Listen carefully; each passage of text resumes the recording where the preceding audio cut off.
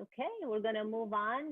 Next, we have the Kelly Drive, the one item on the agenda. We have Kelly Drive and Park Drive complete street improvement. And Nathan, I know that we have 500 word limit. Is that, are you guys checking for that for the public comments? Yes, we are. And we do have numerous public comments at this point, which I will be ready to. So just the procedures, how it goes, staff will present the item. Then commissioners will have any clarifying questions. We're gonna open to public comment. After that, commissioners will ask more questions and they will vote on it. So with that, I'm gonna give the floor to Mr. Brendan Miles. Yeah, thank you, or good afternoon, Chair, Vice Chair, and Commissioners. I'm actually going to kick off the presentation just with a couple of initial words and just some thoughts before we dive into this really interesting project. So I'm so excited to be talking about this project to the Commission today. We've seen all the comments we've received, and we're going to be encouraging a lot more public participation opportunities. And we want to just, of course, have a really well-vetted projects and maximize our outreach program. There's clearly a community need for the project. In the end, it's going to be a great example of complete streets within our community. As you know, and was mentioned earlier, we're planning to be meeting in person for this meeting, and I was really looking forward to hearing the comments in person. Unfortunately, due to changed county protocol on public meetings, we're meeting virtually, so I greatly appreciate the public for sending in their comments and participating virtually today. Before we get into the items tonight, I thought it's helpful to provide a high-level overview of some of the issues that kind of framed the discussion on complete streets. So the item's been studied for quite a while now, since like the 2015 timeframe. And there are a couple of issues which have evolved over the development of the project, which have extended the timeline, unfortunately. And a couple of those issues are the need for utility installations. There was a recycled water line that was installed along Kelly. And then there's also a planned sewer replacement that's planned along Kelly as well. So that will need to be incorporated into design phasing. And then, of course, COVID's impact on the city's priorities and our ability to complete our necessary public outreach opportunities. And then lastly, you'll hear, and we've read quite a few comments in regards to the object markers that are out the intersections at Hillside and Park and Kelly. And those object markers are not modern day roundabouts. They're not traffic circles. They're actually object markers. And their intent was, it was an intent to, or an objective to try and provide traffic calming. So we didn't hear a lot of positive support for them. They didn't change the operations of the intersections. So I did want to just highlight that those are not modern day roundabouts, and they do not provide the benefits of a modern day roundabout. The benefits of a modern day roundabout were covered in the staff report, and specifically in Exhibit 3. So then moving on just to a couple of high level items, which I like to kind of frame complete streets discussions with. So next slide, please. And that is, this is kind of a super high level, but what do complete streets address? And one thing is speed management. And I like to frame speed management with these simple terms. Wide straight streets equal fast streets. And that's pretty simple to envision. You just envision like any of the freeway interstates. Those are straight and wide. Or you think of the Autobahn. And people feel really comfortable traveling on both those type of streets or freeways. But then you also think of narrow, curvy streets, and those are slower streets. So you think of like the streets of Laguna Beach or Del Mar, where you have a narrow street like less than 30 feet wide and curvy, you're going to see really slow streets. So Mr. Kim had phrased traffic calming really well. In order to change driver behavior, you need to input or include a horizontal deflection or vertical deflection. The roads of today, a majority of the roads in Carlsbad, actually since World War II, like from 1950 to 2010, were developed primarily to improve the level of service for the automobile. You'll probably have heard of the term autocentric. Unfortunately, most of the roads in Carlsbad were developed in that time frame. So many of our roadways are fairly autocentric, and obviously we rewrote the general plan to address that issue. Next slide, please. And then I thought it was interesting to provide a high-level overview on the types of cyclists are out there, because that's a big element of our improvements on these two streets. And this is a slide taken or a graphic taken from our sustainable mobility plan, and it highlights different types of cyclists. And the ones that non-cycle, or you can read what's on the table in front of you, but the ones on the left are for lower traffic, less stress tolerance, and the ones on the right are higher traffic and more, excuse me, I had something pop up on my screen, and are more accepting of higher stress tolerance. The next slide please. I think it is a pretty good graphic, and it shows for those type of cyclists, which facilities will make riders feel safer.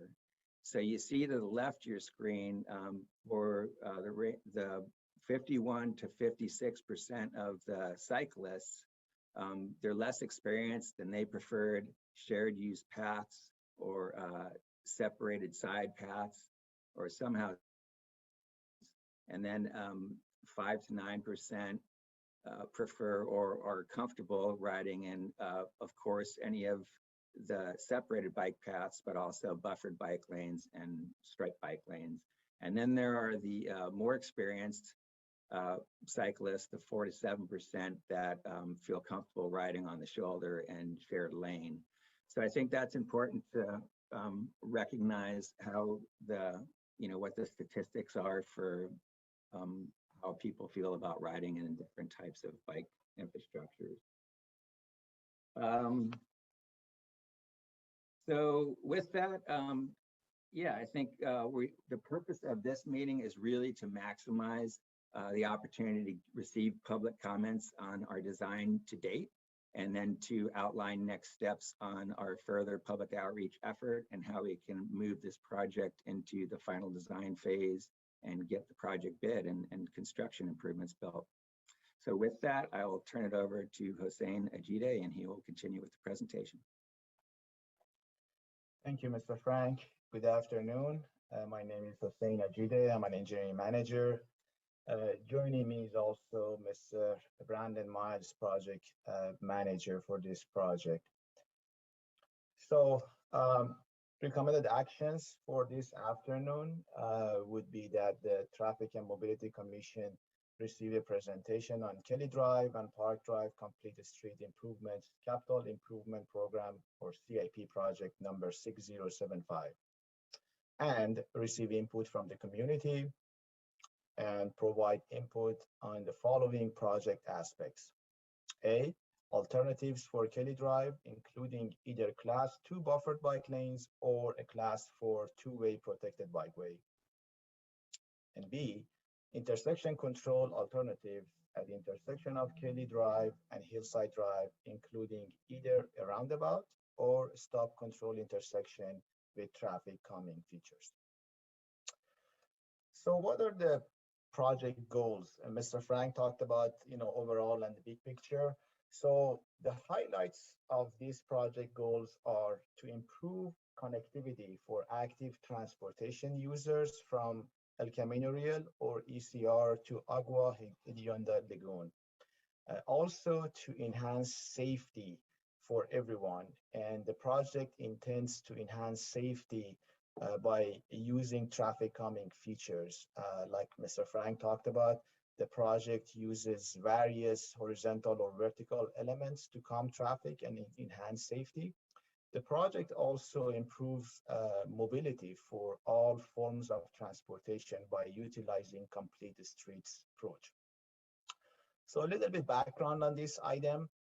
The project makes significant improvements to Kelly Drive and Park Drive as identified in Carlsbad Active Transportation Strategy, or CATS, which was prepared around 2016 in coordination with other master plans, such as Trail Master Plan, Bikeway Master Plan, Pedestrian Master Plan.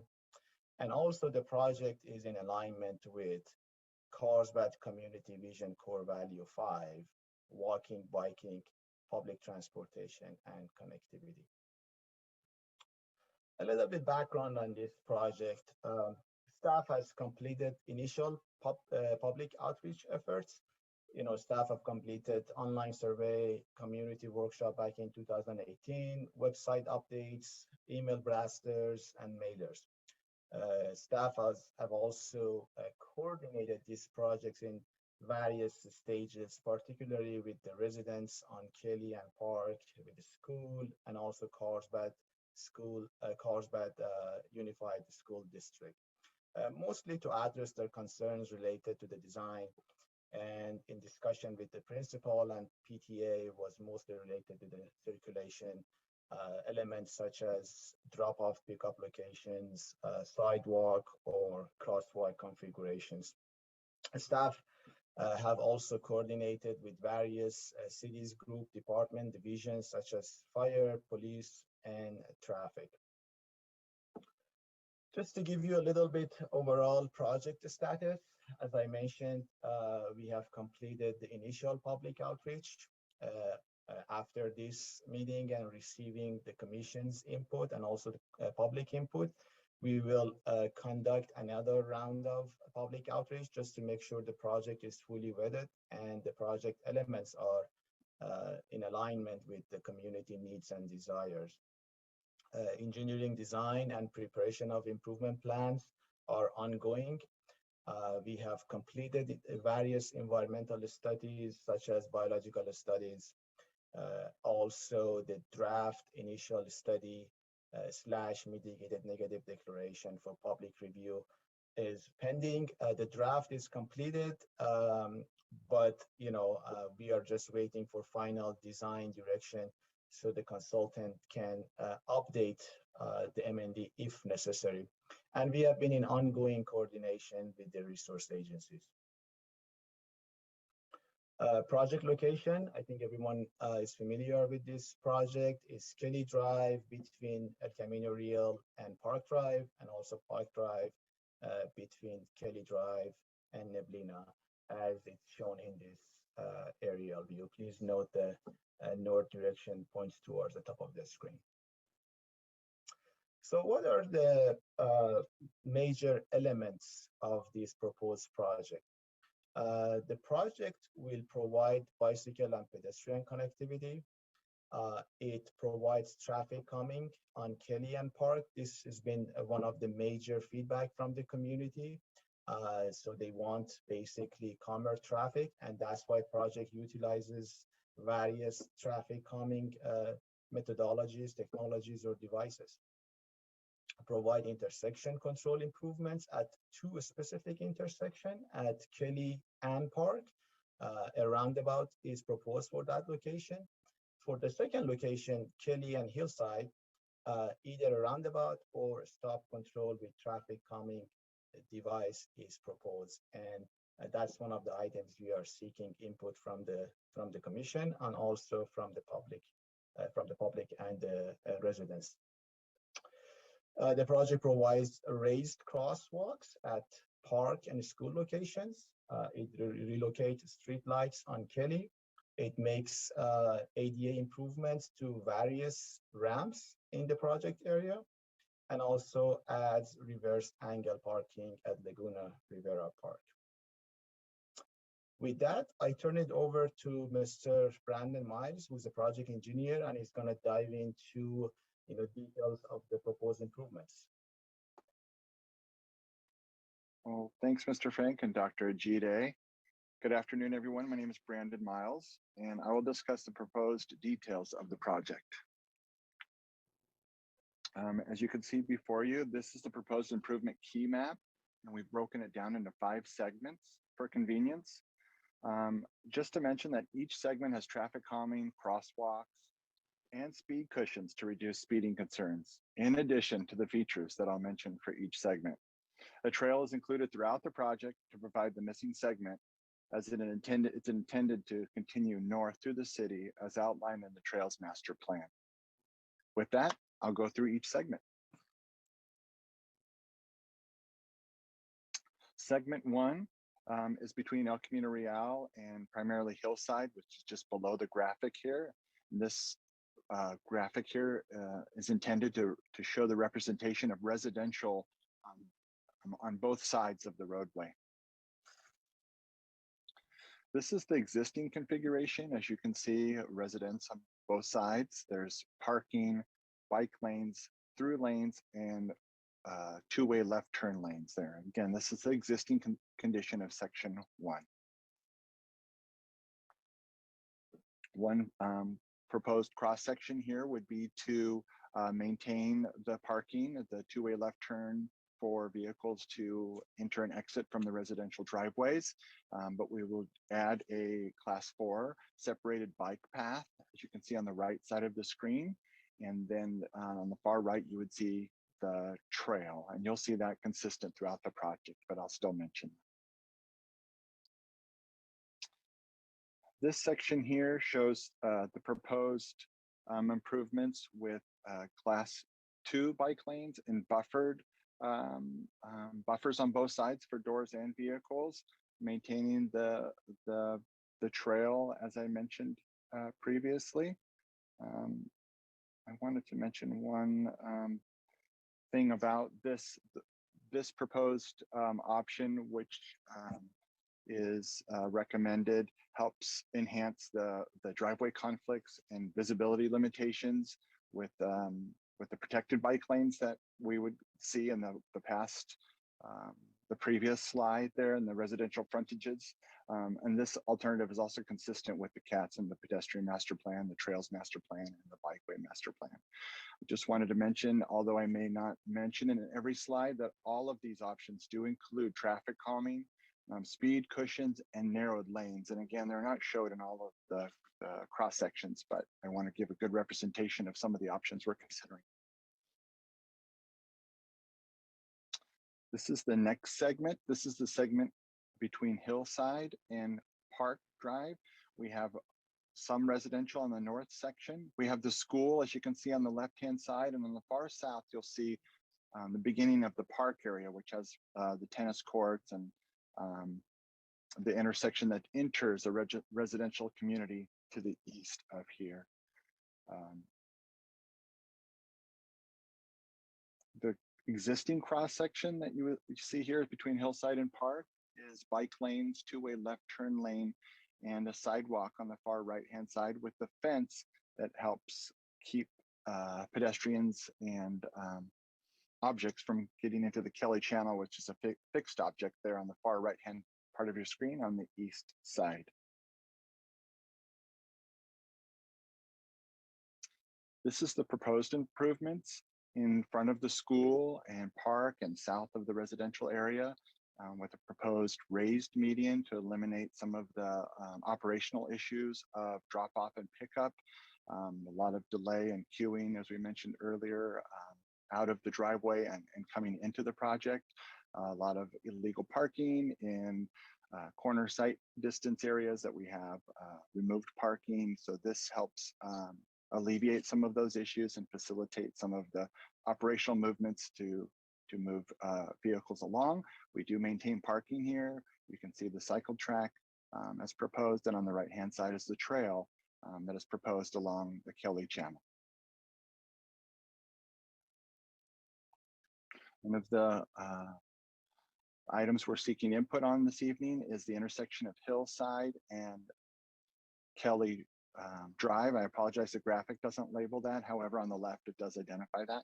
This is the existing condition. As we mentioned, this is a temporary traffic circle. It was just meant to be temporary, although it doesn't represent a proper roundabout or even a proper traffic circle, if you will. We did see reduced speeding, so it was successful in reducing the speeding. It's been remaining there for some time due to the fact we're waiting for the improvements such as this project to come along. But again, those are the existing conditions with the temporary traffic circle, as you can see there. One of the proposed improvements is just this remedial graphic showing some bulb outs with some reduced crossing areas for the pedestrians, stop control, narrowed lanes, protected areas for pedestrians on both sides, and the cycle track with the trail on the southerly part of your screen there. Next slide, please. This is a schematic representation of what a roundabout, a proposed roundabout could be. So please don't be concerned that this isn't properly designed. It's just a graphic representation. It's what we recommend to help facilitate bicyclists through the intersection, provides for a safe crossing for pedestrians, and it calms traffic as well. Please note that this roundabout would be mountable for safety vehicles, and would be all safety services would be able to navigate this intersection and all of the roundabouts as designed. Next slide, please. The next segment I'll discuss on is segment 3, and that's primarily around the Alondra Drive and Park Drive. That segment has Laguna Riviera Park there to the north of the screen, and residential on the left side, and on the right-hand side, which isn't labeled, but that is all of the open space, the Agua Hedionda lagoon with sensitive habitat in there. And I'll talk a little bit more about that in the next slide. This shows a representation of a cross section. The left-hand side, if you can imagine, is the park with parallel parking, vehicles coming in both lanes, a double yellow line. And here you see a few people walking on the lagoon side. Again, this is the existing condition with some vegetation coming through the fence. And that's kind of nicely representing some of the overgrowth of the native vegetation that we want to protect, because a lot of it's open and people are going into that area. A lot of cars are parking on there. A lot of that's being damaged. So this project will help enhance that. And that's a feature on the environmental side. This is the proposed cross section, typically around the park and a little bit towards that residential area. To increase parking, we are proposing reversed angle parking, and I apologize. I believe the packet, the staff report packet, may not have had this in there, so I apologize for that. But there's reversed angled parking that's consistent with CATS and the other master plans. A raised median with a raised crosswalk to access the trail on the opposite side, and you can kind of see the trail improvements with fencing are one of the benefits for environmental protection, removing the parking from the lagoon side, enhancing the trail and making it much wider and safer for all modes of travel there. Next slide, please. The next segment we present to you is segment 4. This is Alondra South and around the corner to Valencia. We have the residential on the north, and again, the Agua Hedionda Lagoon to the south. This is the typical section we have with parking and a pseudo trail on the lagoon side that's very dilapidated, if lack of a better word. There's a lot of ruts and stormwater issues and just cars parking in that area. So the next slide will show some of the proposed enhancements to that. The enhancements will show again the cycle track, the trails master, the trails system there, numerous stormwater improvements for treating prior to it enters the lagoon. We maintain parking as well there in front of all the residents. And the last segment here is segment 5. This is from Valencia to Neblina. Some of the things I'd like to point out to you is the residential again is on the north side, and the The lagoon is on the south side. This is the typical existing cross section, similar to the previous one. There is parking here and a trail, unmaintained trail. And the next slide, please. This here shows the improvements, proposed improvements with substantial stormwater features that enhance this area. But what is not shown here are the narrowed lanes, curb extensions, bulb outs at the intersections, some painted crosswalks, and even some horizontal deflections. It's difficult in this segment as well to show that there's large vertical curve going in the east and west. So we've heard complaints of a lot of speeding. So we've tried to take all that into consideration. So we've put a lot of traffic calming in this area, like I mentioned, with the horizontal deflections and the traffic calming with narrowing lanes. So with that, that is all of the sections. I'd like to hand that back over to Hossein to finish our presentation. Thank you. Thank you, Mr. Miles. So what are our next steps for this project? So we are here this afternoon, obviously, to get the feedback from the commission and also the public.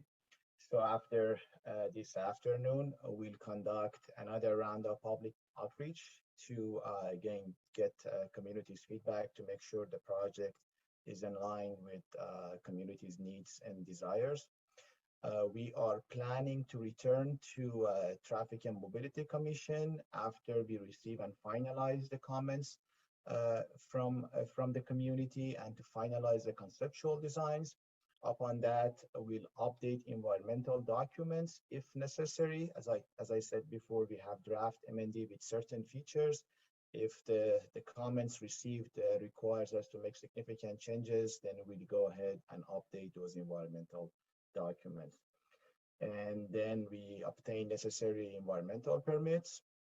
Then we return again to a Traffic and Mobility Commission, this time to finalize project plans, specification, and cost estimate. And that would be before we go to the City Council to request approval for plans and a specification and cost estimate, and also authorization to bid. And typically, 3 to 4 months after that, we return back to the council to award the construction contract to the lowest bidder. This is just to remind everyone on recommended actions for this afternoon. I'm not going to read it again. And with that, I'd like to thank you for your attention, and we'll be happy to answer any question you may have. Okay, thank you all for presenting.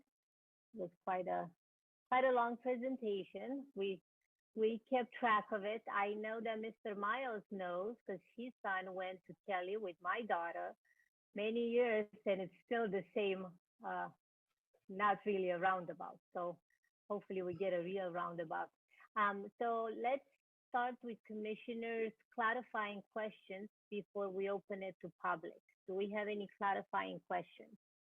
I see 1, 2, 3, 4. Okay. So I'm going to start with Commissioner Linke. Thank you, Chair.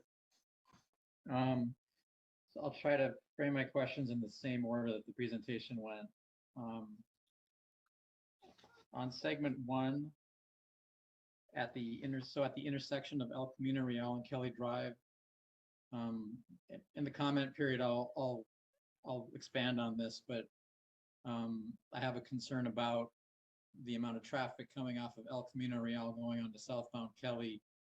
Is there any plan to do some sort of intersection evaluation of the El Camino Real Kelly Drive intersection to determine whether there are enough lanes to receive the traffic?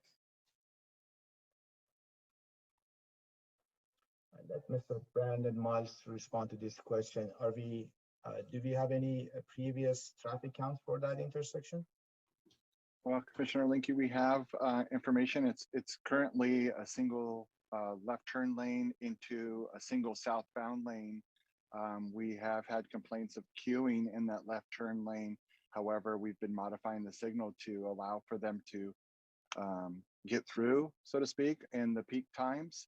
but there was no intention to increase capacity in the dual lefts. I don't even believe there's room for that. We have taken consideration in the northbound direction as you leave Kelly to get onto El Camino Real to maintain that left turn, because that does get substantial and there's not a lot of room to queue. Hopefully that answers a little bit of your question, or maybe clarifies maybe what you're looking for. Mr. Crane. Yeah, thank you, Mr. Miles and Mr. Commissioner Linke for that question. I did actually comment on the Marja Acres development project when it went before City Council, and we committed to monitoring that intersection's operations on a annual basis. So we will be keeping an eye on it, and if we do see queuing issues, we will reevaluate the timing of that intersection.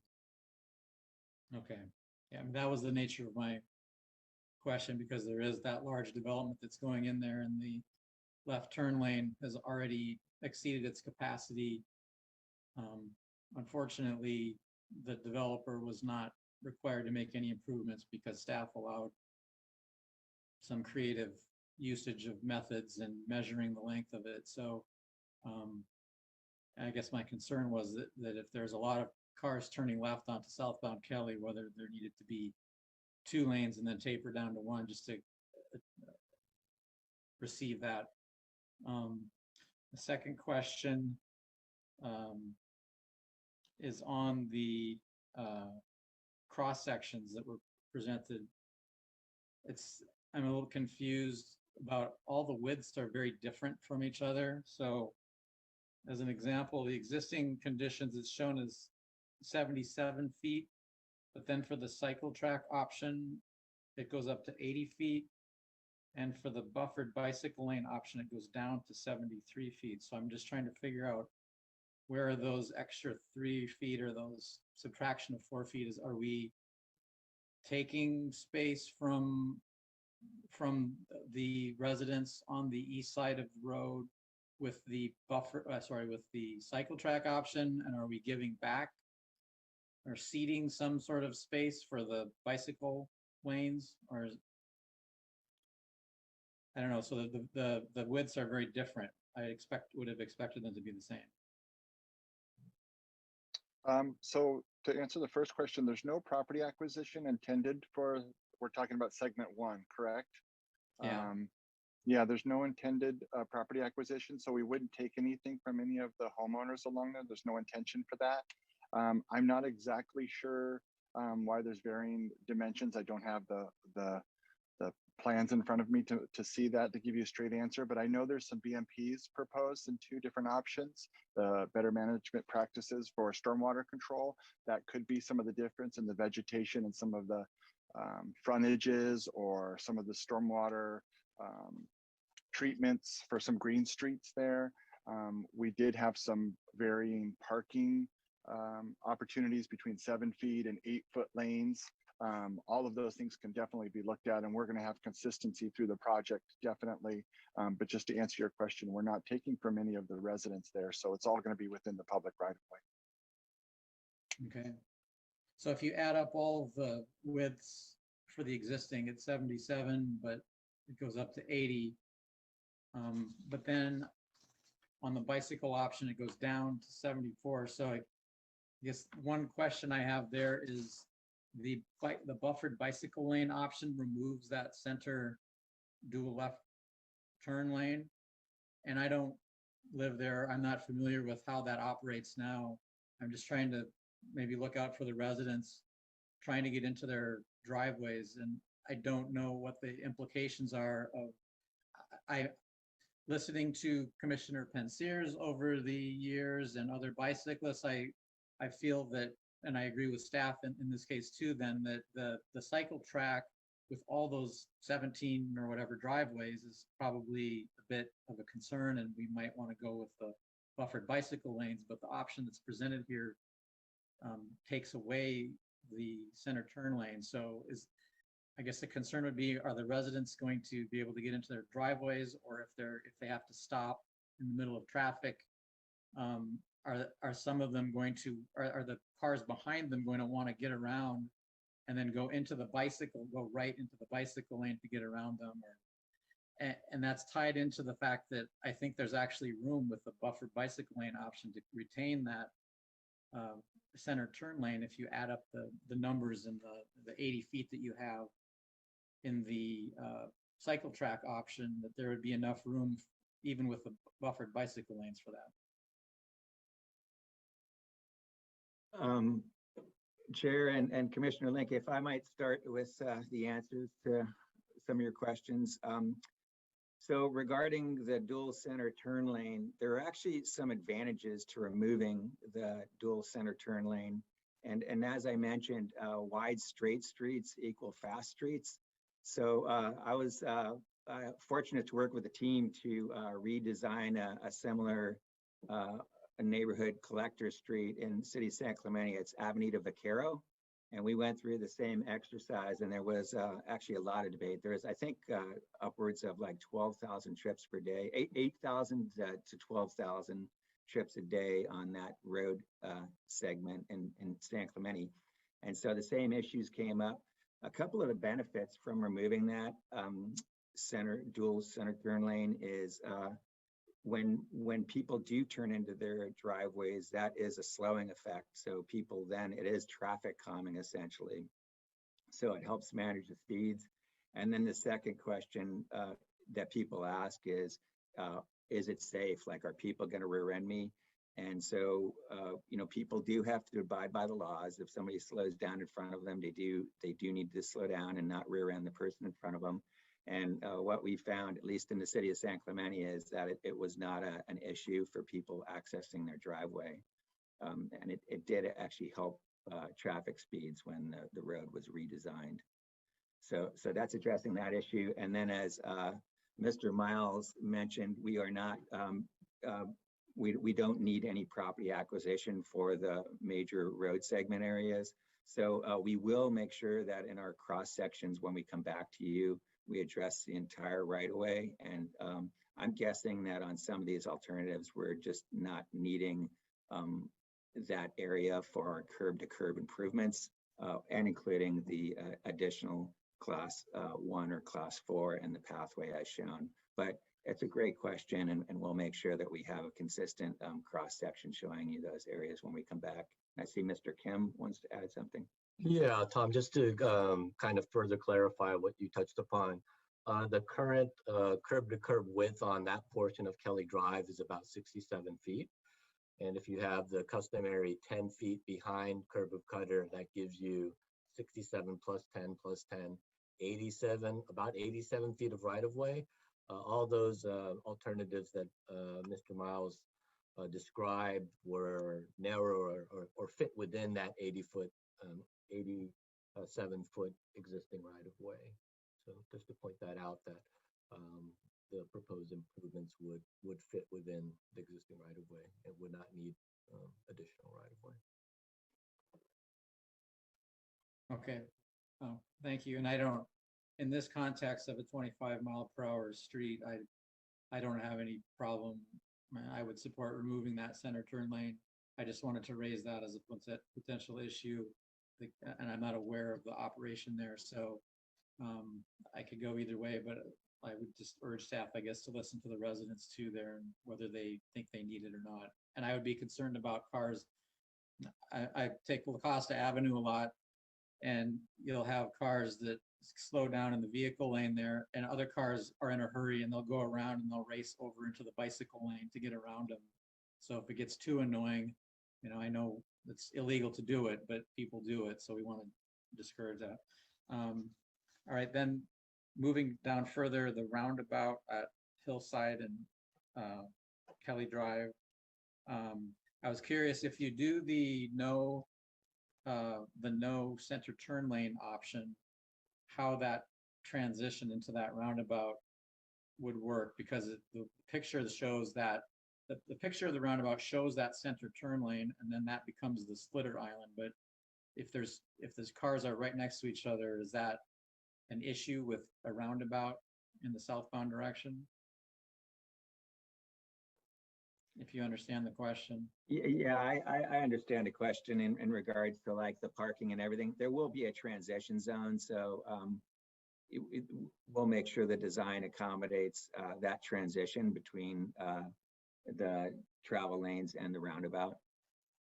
Okay, and if a modern roundabout is put there, would the hillside stop sign be removed? One of the public commenters commented that they don't mind roundabouts, and I agree that they're good if you can maintain traffic flow, but when you start putting stop signs or stoplights on roundabouts, it gets super annoying. And if you do put them out in roundabout there, would that stop sign be removed?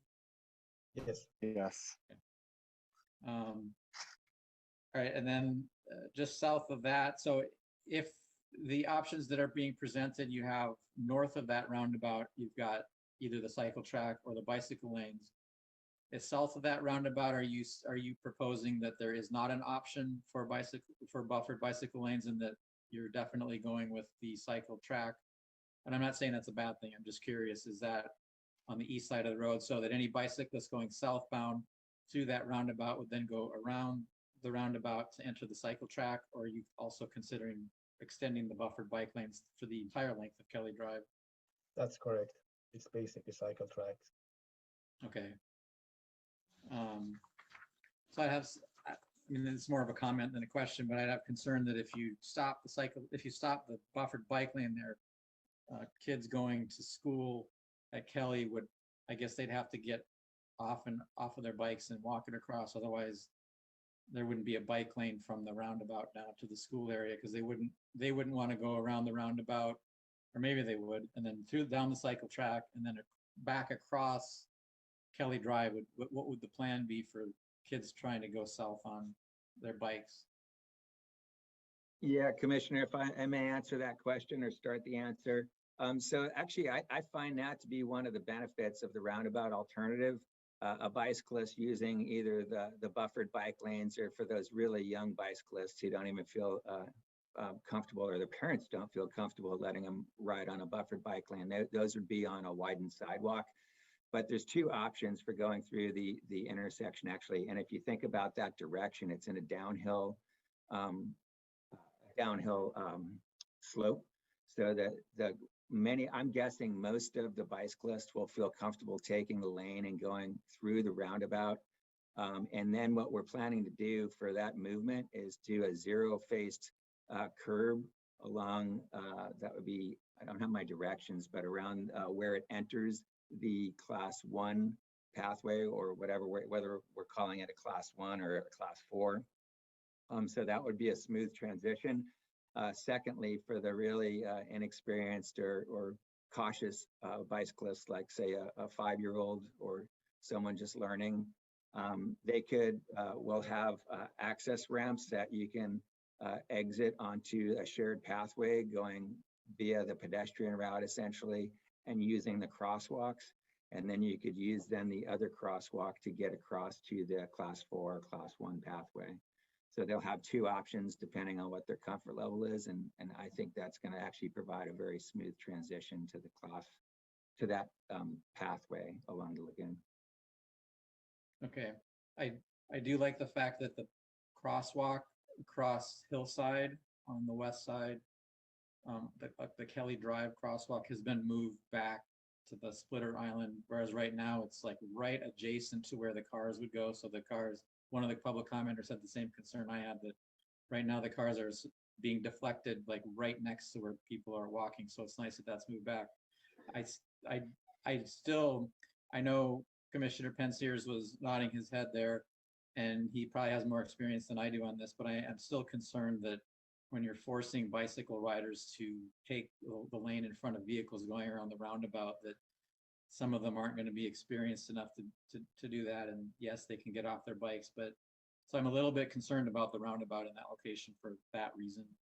All right, let me try to quickly get through the rest. So the school parking lot area on southbound Kelly Drive, there isn't a lot of distance between where the entrance to the school is and the roundabout is. Is there evidence that when people are dropping their kids off at school or picking them up, that the traffic won't queue through that roundabout? Or I don't know what the operations again are like there during peak hours. Again, Commissioner, if I can start the answer to your question, and as you heard from the chair, Mr. Miles has a lot of experience with the pickup drop-off process, but what I can share is I do have a lot of experience with roundabouts on collector streets and near schools. And what drivers, some drivers need to be educated on is that roundabouts, you treat them like any other intersection. You need to keep the intersection clear. So just in reviewing these project drawings, I think in this location, we would see if we could add some sort of pavement legend saying, keep clear. Of course, that would be addressed by Mr. Kim's team during the striping and delineation phase of the project. But that also, in addition to that, we're working closely with the school district, and we also heard comments about access to the school. We'll be working with the school and all the stakeholders to address their access plan. So hopefully we can, beyond doing this complete street, we can also improve the access conditions and the efficiency for that school. Okay, and then I have two quick questions on the Park Drive part of it. One of them is that when I did some measurements on Google Maps, Google Earth, and compared them with the cross sections, it looks like in many areas you're going to have to extend the width beyond where the fence currently is on the, I guess they're called wetlands to the south, that in some cases you're going to have to take like up to 15 feet of those wetlands to create the proposed project. I know in other cases where we proposed putting in like a right-hand turn lane somewhere and taking that, even that 11 feet wide by 100 feet was a big concern about taking wetlands for a project. In this case, you're taking the entire length of Park Drive and up to 15 feet in width. I may be wrong on that. I mean, my calculations might be wrong, but is there an environmental concern? And I know you mentioned that it could improve the environmental aspects because you're preventing cars from parking there or whatever, but is there a concern about taking so much of the wetland territory? Well, there's no proposal to take any. There's a right-of-way line that's not very distinguished right now. The right-of-way line between the state and the city is pretty far back into that vegetation, and it's just not been maintained over the years. So that could be some of the discrepancy on trying to determine the widths. The resource agencies are aware that we want to improve that. We want to provide a fence there to keep pedestrians out. They are pro that, maybe even putting some kind of black coating over the top of it to discourage the visual sight for the wildlife to come out into the residential area. So again, I'm not aware of taking any property there. I think there's a lot of vegetation that would be removed, and we'd obviously have to mitigate against that. But the pro is that we're going to make an overall benefit to this. There's a lot of stormwater issues that we're going to improve in there, a lot of erosion also that will improve. That's not part of mobility, but this will enhance that. But again, the resource agencies are on board, even Coastal Commission's on board. Everybody's given us a thumbs up, and they're all pretty excited about the pedestrian improvements, the connectivity, and also protecting the environment where we can put up some signs even and things of that nature. And at Park and Kelly, further up, there's a trail that enters there. We're not going to go in there, but we actually span over the creek there. So again, we stay out of all of the environmentally sensitive areas for that very reason, because mitigation ratios are very high when we need to take more than we actually have. But if it's our right of way and we need to mitigate the vegetation, it's a little easier, so to speak. So hopefully that clarifies that. Okay, thanks. And one last question. I'm taking a lot of time here, but at the very end of the project in segment 5, there is a trailhead, and maybe that's the one you're just referring to. But I see in the last segment that street parking has been removed from the cross section. I don't know if people park on the street there now to use that trail, or is there a concern that people won't be able to park there? They might park in the neighborhood if they want to use that trail head. Yeah, the trail I was mentioning is more towards the east side. That goes into, I think Park and Recs maintains that. This trail that you're mentioning on the west side, from my understanding, is a private trail that goes into an HOA. so we don't maintain that.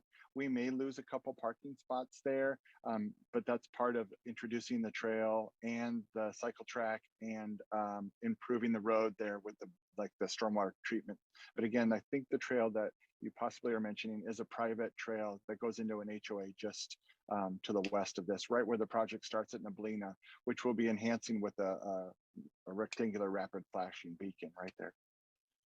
Okay, appreciate all your work on this. Thanks. Sure. I think Mr. Hussein wanted to say something. No, I just wanted to add to what Mr. Miles said in regards to coordination with resource agencies. Even though we have kind of had discussion with them on this project and they have expressed their support, but we haven't obtained any, actual permits. So like Mr. Miles said, any impact to the habitat will need to be mitigated, but I just want to make it clear that we haven't received the permits yet. Good to know. We're going to move on to Commissioner Hunter. You have questions? My clarifying question has been answered, so I will hold my comments to the appropriate period. Okay. Vice Chair Perez?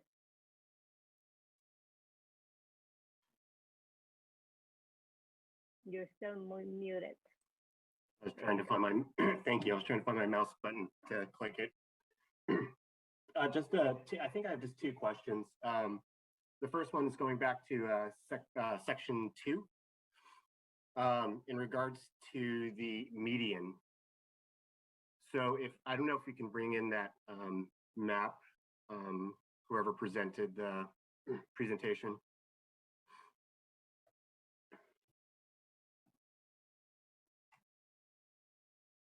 Thank you. Yeah. So if we're looking at this top down, right where the school is, thank you. I think currently right now there's a median strip or a median where you can make a left or a right to approach. So if the question that I have is if we're going to place these solid medians in there and then just have a turning lane to go into the parking, is there enough width between the bulbs where the crosswalks are, if there was traffic for drop off and pickup, that any emergency vehicles, will they be blocked or impeded if they needed to get into and through there?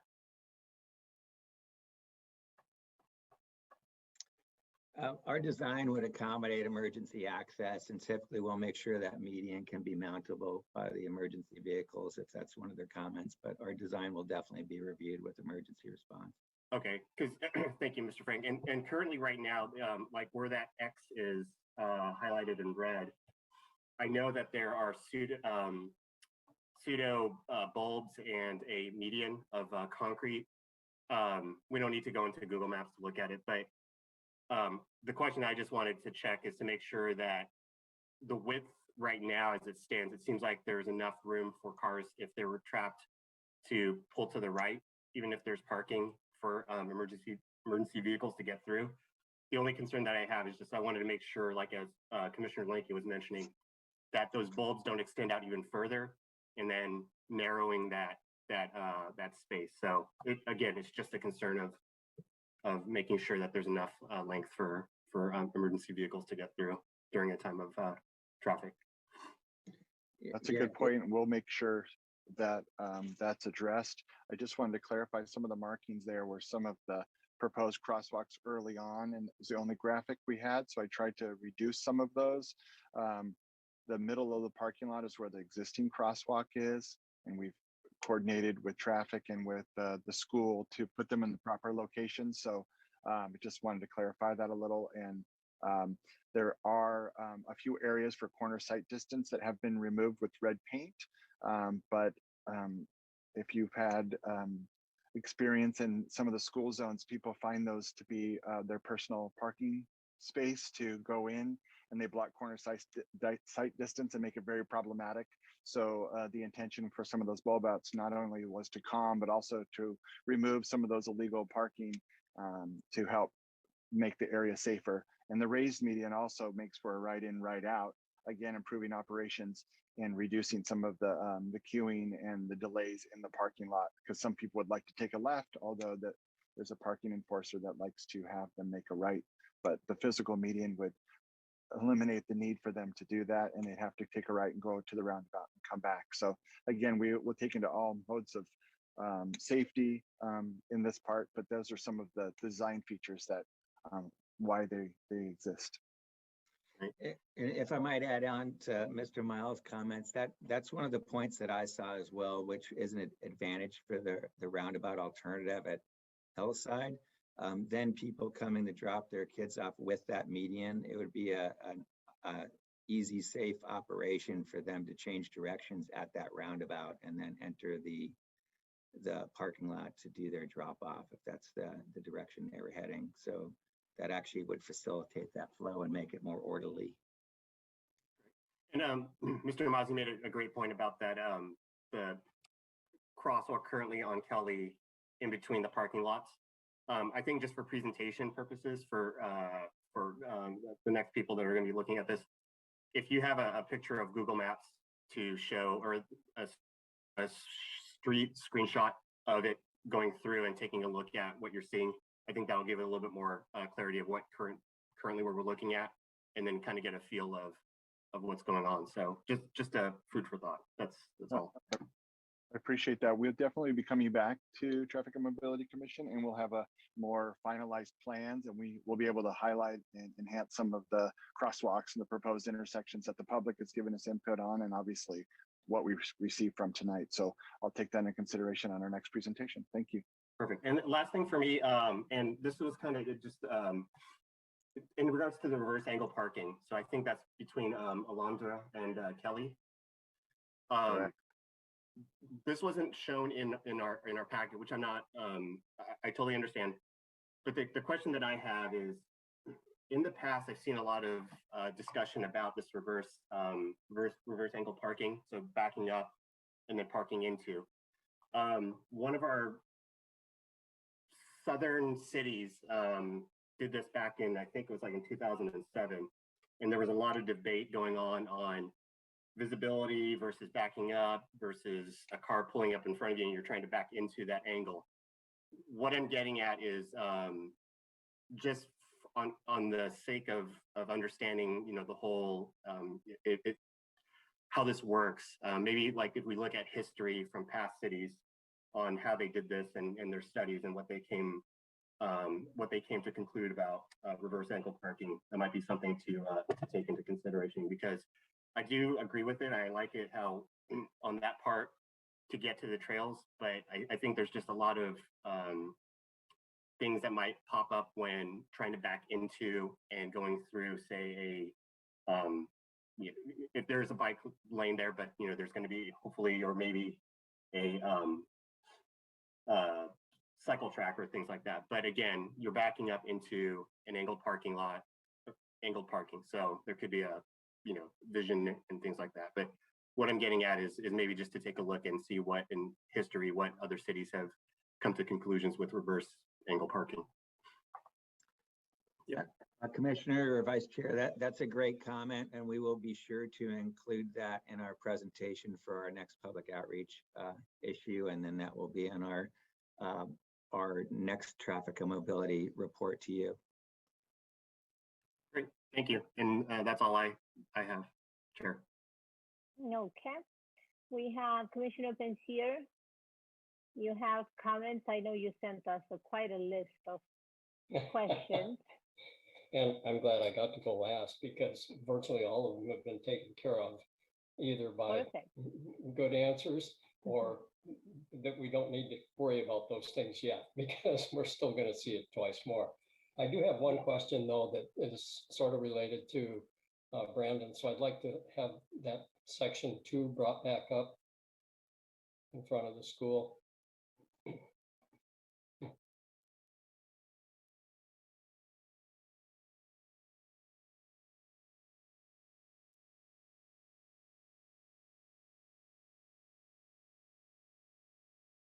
No, not that one.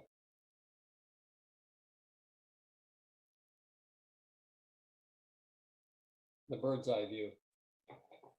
The map that shows section 2, the key Yes. map. Yes. Oh, well, Back one. that's it. Okay. So what this shows is if you have the roundabout at Park Drive and Kelly, and then presumably an all-way stop or something at Hillside. So if you do that, then I can see the need for the left turn pocket into the school. But if you go with the roundabout, then the advantage of the roundabout would be you could eliminate that left turn lane. Is that correct? Is that what you planned? That's what I was commenting on, Commissioner. And like we also mentioned, we'll be coordinating with the school district because it's very common for schools to have high congestion during pickup and drop off periods. As we know, it's every school just about has those. So even regardless of, I'm sure it's been discussed once, we'd have the same conversation with the school again to see how we could maximize that efficiency and safety for the access plan and also address our complete streets. But to your point, yes, the roundabout would facilitate that movement more orderly and efficiently. And safely. Okay, that's it. That's all I have at this point. Okay, thank you, Commissioner Pensier.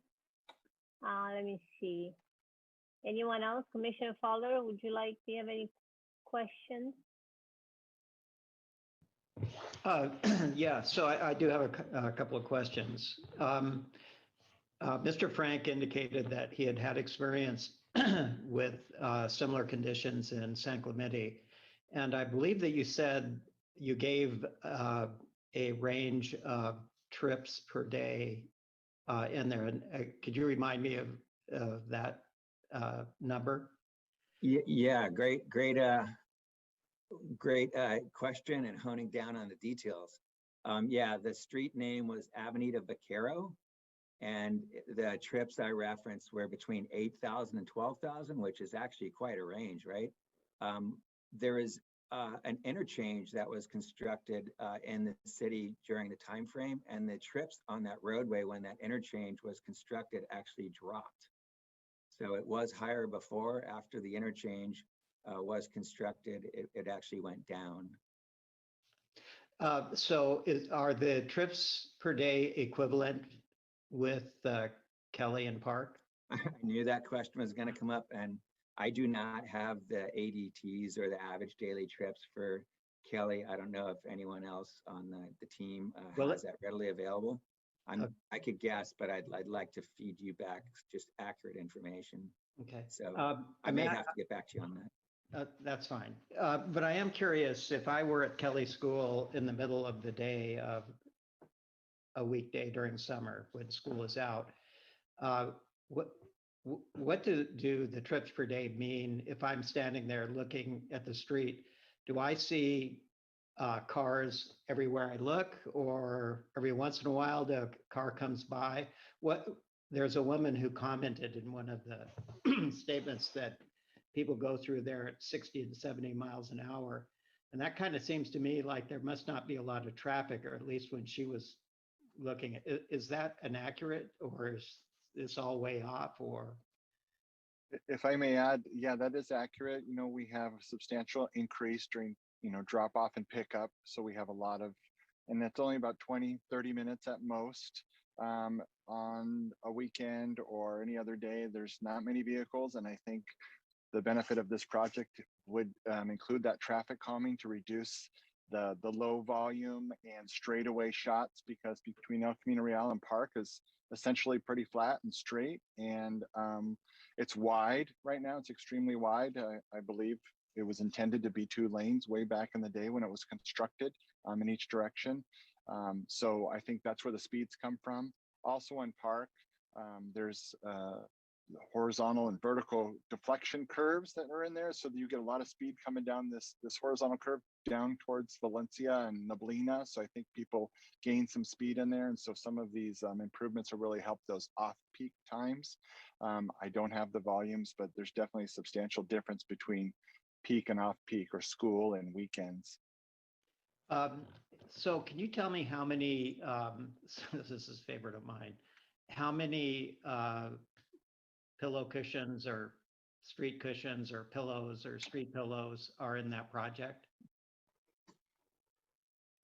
There's approximately 2 per segment. So we have about 5 segments. So I would say at least 10 as of now. We've done some preliminary evaluations of the distance of them and between the intersections and the bulb out. So I don't have the plans in front of me specifically, but roughly 2 per segment. So if I had to guess right now, it'd be about 10. I see Mr. Kim raised his hand, so I think we're going to answer the same question. Go ahead, Mr. Kim.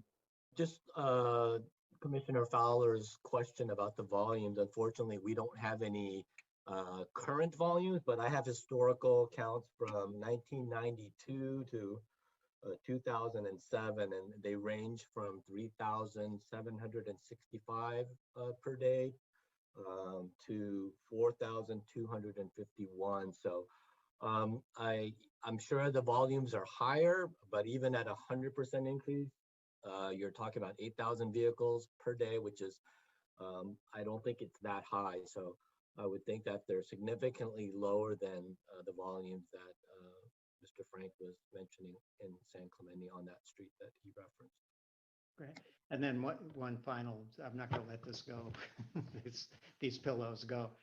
How many communities or areas in Carlsbad do you think that you're going to do this kind of exercise for complete streets? In terms of traffic calming? Well, so wouldn't that be a standard element of complete streets? Not necessarily. It's a traffic calming feature. Traffic calming can be a part of complete streets, but not necessarily. Our traffic calming program only recommends and implements the speed cushions when the community supports it. So there have been cases where they've qualified to have speed cushions under considerations, but for whatever reason, the community voted not to have them. So it's hard to say how many communities that we would be implementing the speed cushions upon. We take that on a case-by-case basis. As they qualify for the program, we take them through a public input process and determine whether or not that community would support implementation of a proposed plan. Okay, but in my time here, I can't remember anybody objecting to it. It's usually universally requested, right? No, there's always 2 sides to the coin. Okay, so are you saying that basically by the time we get it, we get the positives and all the negatives have never made? Yeah, we notify all community members to participate in the Traffic and Mobility Commissions, of course. And for whatever reason, when it does come, you normally get the supporters. But I want to say that there have been some cases where the people that didn't support did come to Traffic and Mobility Commission. I don't think it was, and again, I can't recall specifically, but I don't think it was 100% concurrence on these plans. Okay, thank you. I did want to add on to your question about, I like the way you describe it, a street pillow. I like that terminology, but yeah, regarding the cushions. We were also considering doing tabletop crosswalks, which would also be a vertical deflection element. So we're looking at the spacing of the different, we call them like best management practices or tools used to manage the speed through the segments. Because as you saw in the comments received, and we're going to receive more, major concern is speed on those street segments. And also, Dr. Fowler, Commissioner Fowler, you did touch on it. When the streets are congested during school hours, we're not seeing speeding issues, but you're typically seeing speeding issues when there's low volume, like later at night or when it's unexpected, and those are just as hazardous or yeah, I'll just leave it at just as hazardous because it's unexpected. So even though it doesn't happen as frequently or there's not the volume, it is a very concerning condition.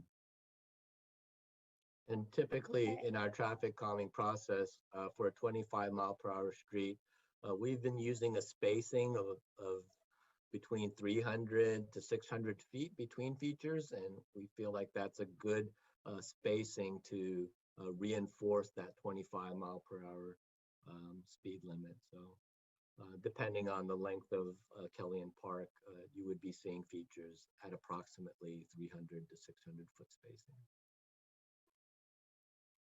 Okay, and now finally my turn. I have questions too.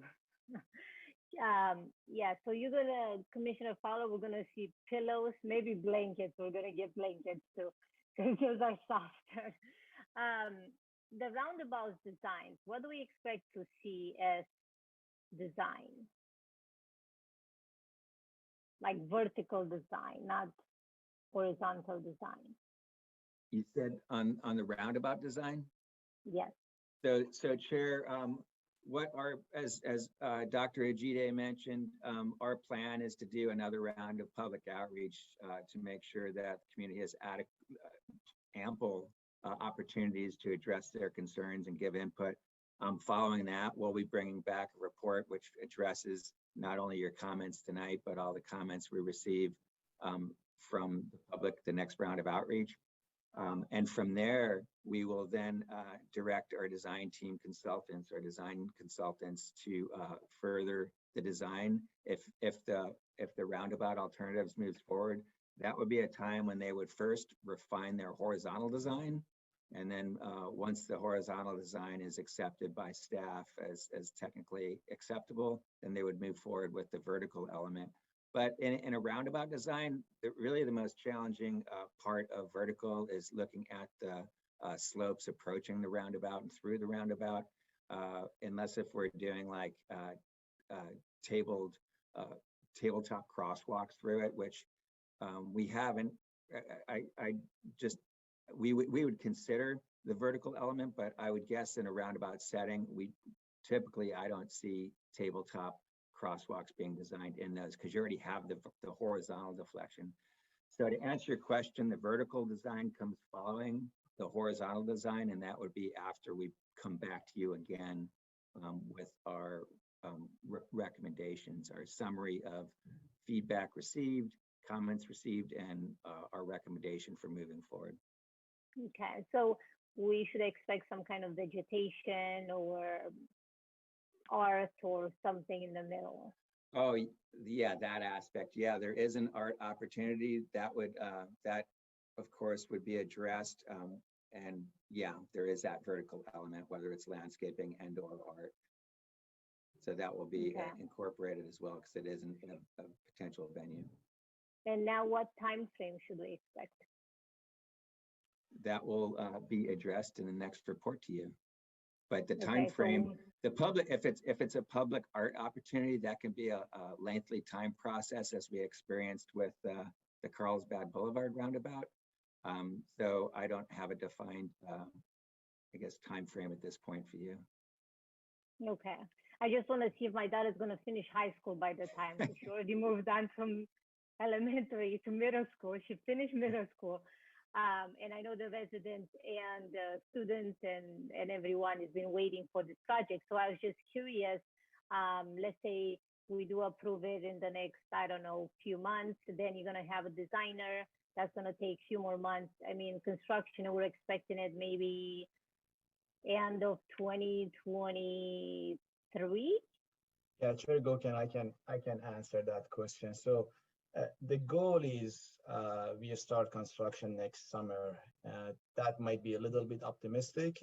The challenge is obviously, like any other projects, obtaining permits from the resource agencies. But our goal is starting, obviously, if we start the project, has to be summer. So, but the goal is starting this project next summer if everything goes smoothly. Okay, Ms. Gomez? Yes, ma'am. Thank you. I just wanted to address the public art portion, since we have had discussions with our library and cultural arts team. They're the ones who take the lead with regards to the public art, and we had been in discussions with regards to the Chestnut Avenue improvements tied to the Caltrans project. And their process is actually very similar to ours, in that they would go through an RFQ, or a request for qualifications, for their artists to come up with their ideas of what the public art would be. And then based on that, that's usually a 1-year period of time, as I understand it. And then after that, depending on their selection, then it would take another year of what they call fabrication, which is akin to what we call our construction. So at a minimum, it's usually a 2-year process, once they actually start moving forward with an RFQ for an artist. So I just wanted to expand a little bit on that. Thank you. It sounds that we should stick with landscaping then, because if we do 2 years just for that. Yes, Vice Chair Perez, and then we're going to open for public comments, because public have been patiently waiting for us to go through all these questions. Go ahead, Vice Chair Perez.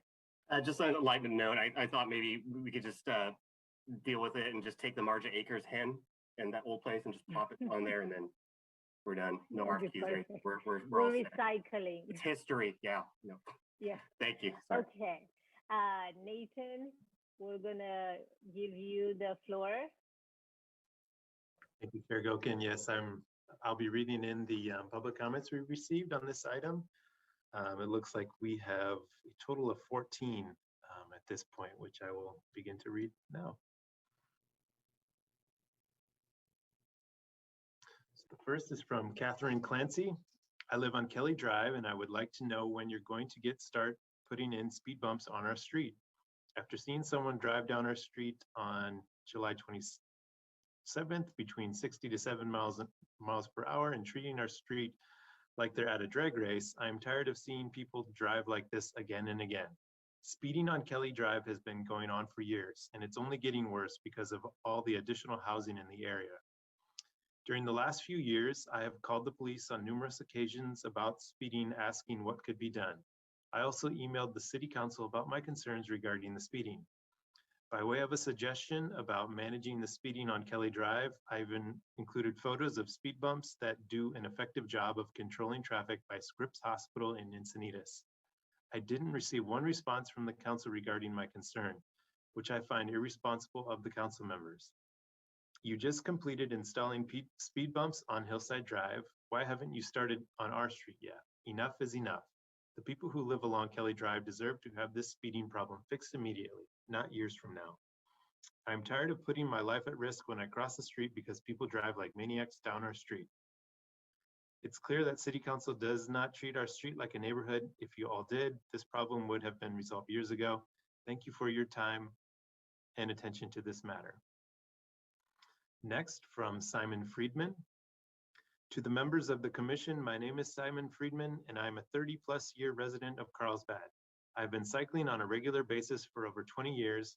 I support the installation of Class 2 buffered bike lanes on Kelly. I strongly disagree with the recommendation for Class 4 bike lanes on Park. Class 4 bike lanes like these give cyclists very little room to maneuver in the event of a pedestrian or skateboarder appears in the lane, or in the event a cyclist or e-biker coming in the opposite direction is not operating their cycle in a safe fashion. With so little room to maneuver, the chance for a fall with the corresponding injuries is greatly increased. In my opinion, installation of these Class 4 lanes will increase the risk to cyclists. Please reconsider this decision and install buffered Class 2 bike lanes instead. Next, from Doug Reeder. I live at the end of Kelly Drive by the school. It would be great if there is a way to control the speed of traffic on our street. The circle in front of our house doesn't do much to slow down traffic. Drivers either go around it at speed, cut on the other side of it, or just go through it. The speed humps that were installed on Hillside and the one on Donna Drive are a good idea. With all of the new buildings that's gone on in the last few years, our street has become a busy shortcut, which is fine if the cars would come a little closer to the 25 mile per hour speed limit, residential speed limit. Thanks for looking into this. Next, from Tom Wellman. I'm writing you in regarding the roundabout at the intersection of Kelly and Hillside Drive.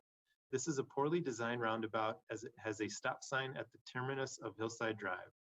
I thought the whole point of a roundabout was to encourage traffic to yield and not have to come to a complete stop, which traffic from Hillside Drive must do. Perhaps a median would be installed on to encourage motorists to slow down on Hillside Drive as they approach Kelly Drive, or for an even more cost-effective safety measure is removing the roundabout and turning the intersection into an all-way stop. I'm not against roundabout when they are designed properly, as they do work. However, I am against poorly designed roundabouts, and the one at this location is just as bad as the previous roundabouts that were eventually shuttered down on Cassia Road. Thank you and have a great day. Next, from Mike Anderson. Please remove the traffic circle at Hillside and Kelly in favor of a more familiar, traditional, and safer methods of traffic control, i.e. stop signs. My family has been at 4870 Kelly Drive for 5 decades. We predate Kelly School. We live exactly in front of the traffic circle at Kelly and Hillside Drive.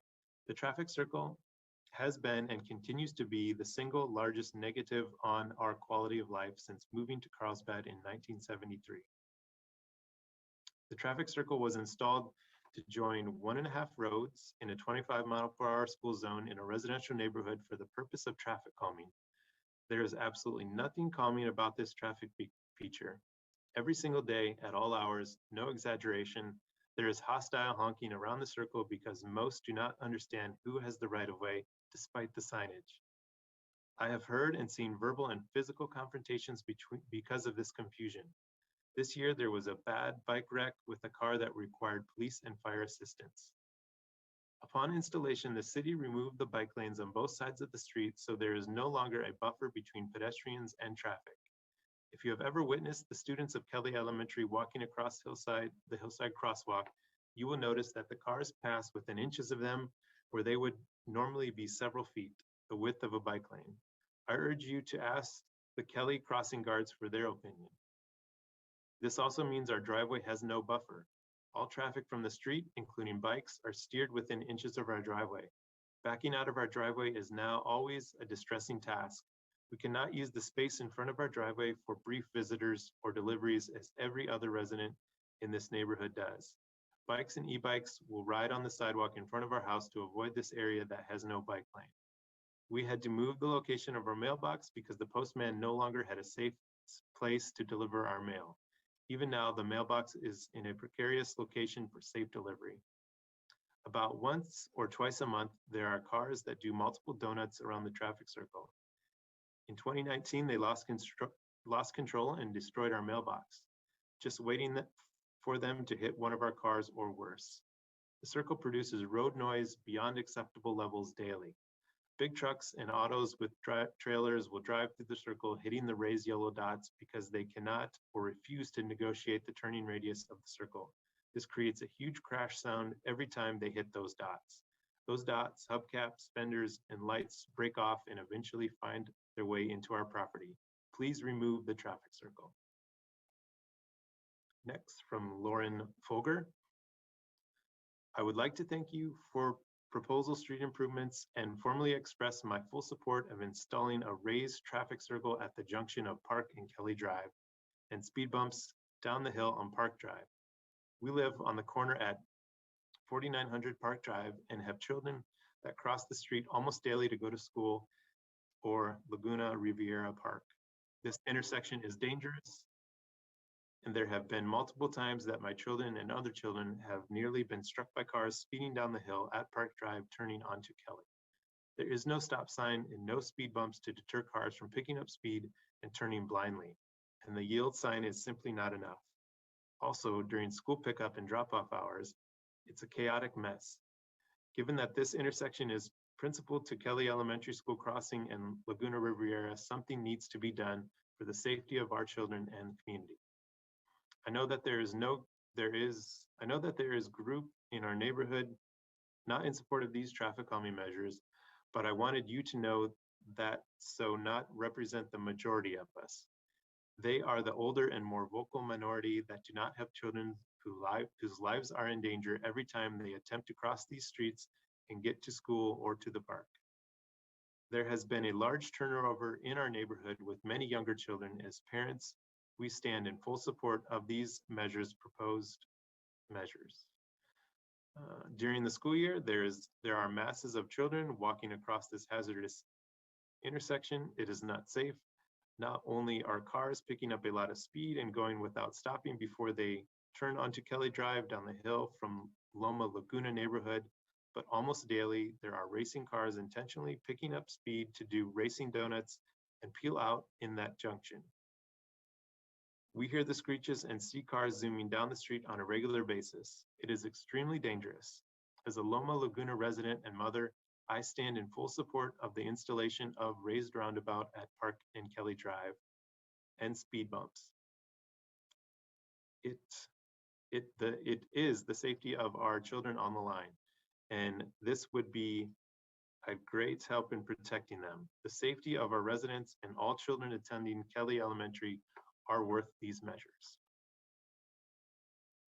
Next, from Chris Wright. I'm a 42-year resident in the same home in Loma Laguna, which consists of 130 homes at the very east end of Park Drive and east of Kelly Drive.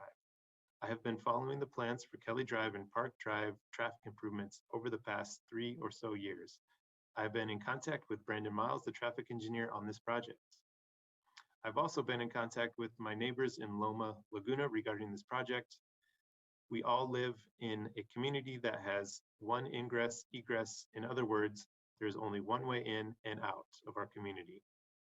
In addition, our community borders to the south, the Agua Hedionda wetlands, which are typically not wet, but consist of coastal scrub and other plant life that are dry and brittle during most of the year. That area is ideal tinder for a fire, as we know that some of the homeless reside in the area, as we have seen evidence every year.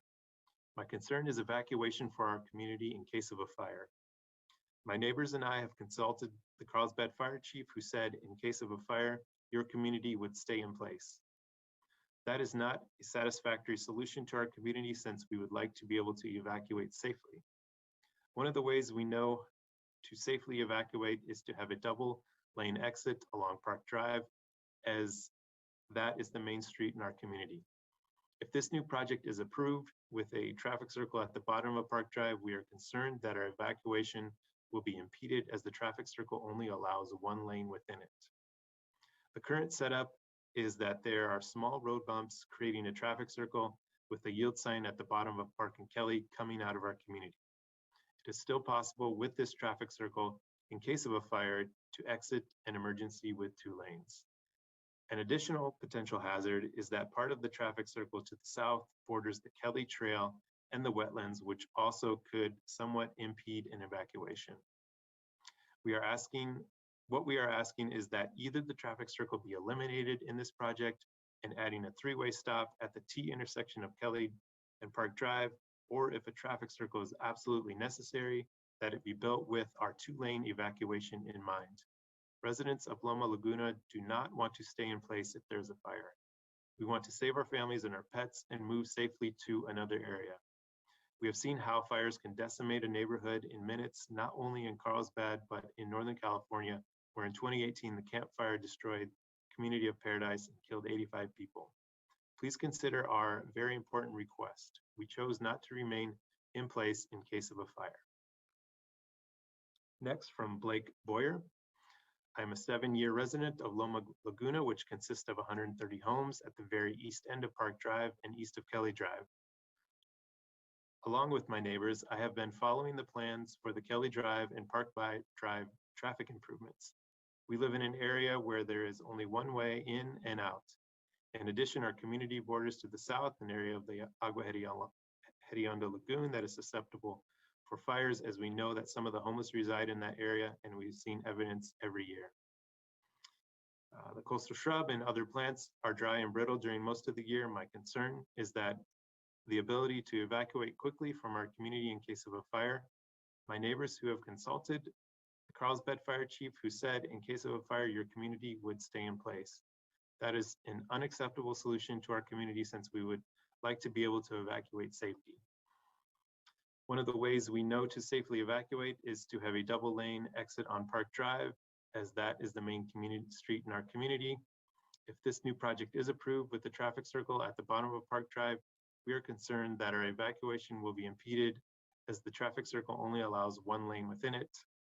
The current setup is that there are small road bumps creating a traffic circle with a yield sign at the bottom of Park and Kelly coming out of our community. It is still possible with the traffic circle in case of a fire to exit in an emergency with 2 lanes. An additional potential hazard is that part of the traffic circle to the south borders the Kelly Trail and the wetlands, which also could somewhat impede an evacuation. What we are asking is that either the traffic circle be eliminated in this project and adding a 3-way stop sign at the T intersection of Kelly and Park Drive, or if a traffic circle is absolutely necessary, that it be built with our 2-lane evacuation in mind. Fires show no mercy. They move quickly, destroy structures in minutes, and we should never be creating a situation to lose lives. We do not want to stay in place if there is a fire. It is beyond dangerous. Every year, we continue to see the destruction of fires in California across the nation. I am currently in Polson, Montana for a family vacation, and 2 days ago was evacuated at 3 a.m. I could not imagine if we were not able to drive away safely and quickly as we saw the fire spread. Please consider our request as if your home was in our neighborhood. Next, from Jeff Wilson. I live on Park Drive in between Valencia and Kelly. I see in the letter I received that bicycle and pedestrian paths are the main focus of the upcoming project. However, there is a bigger safety concern to address before any of those can reasonably be considered safe to use. We have had continued problems with people speeding through our neighborhood. Many of my neighbors have called in and emailed for years regarding this problem, but nothing has been done about it.